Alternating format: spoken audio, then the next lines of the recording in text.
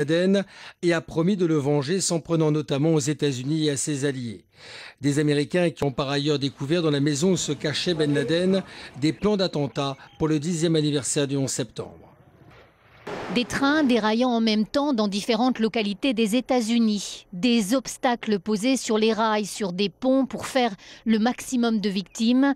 Tout cela le jour du 10e anniversaire des attaques du 11 septembre. C'est l'une des idées nées dans l'esprit d'Oussama Ben Laden dans sa cache au Pakistan. Le projet n'était néanmoins pas détaillé, pas abouti. Ce sont les documents informatiques saisis ici par les Américains qui en attestent. Il représente sans doute le plus beau butin qu'on ait jamais saisi. 5 ordinateurs, 10 disques durs, des DVD, des clés USB, un matériel informatique conséquent et crucial analysé en ce moment à la CIA. Selon certaines sources, Ben Laden projetait aussi d'attaquer les villes les plus emblématiques des États-Unis. Là non plus, pas de mode opératoire détaillé.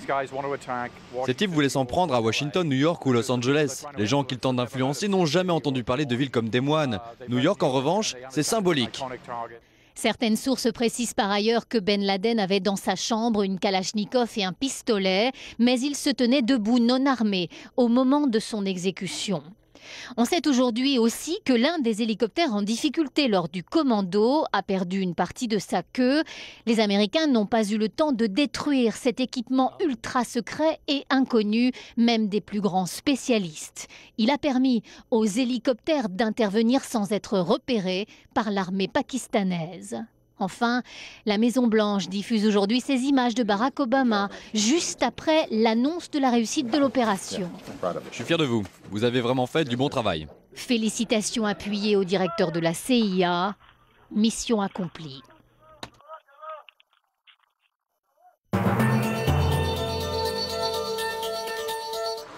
Pour l'instant, leur identité est gardée secrète.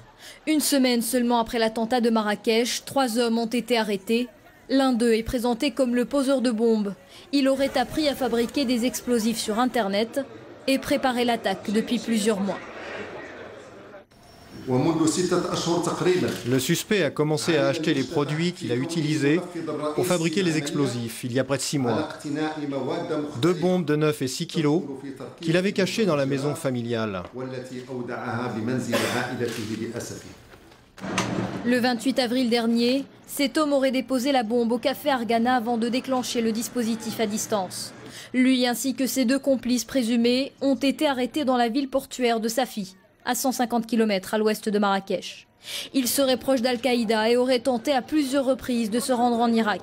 Ce matin, le ministre français de l'Intérieur a salué les avancées de l'enquête, même si, dit-il, les investigations sont loin d'être terminées.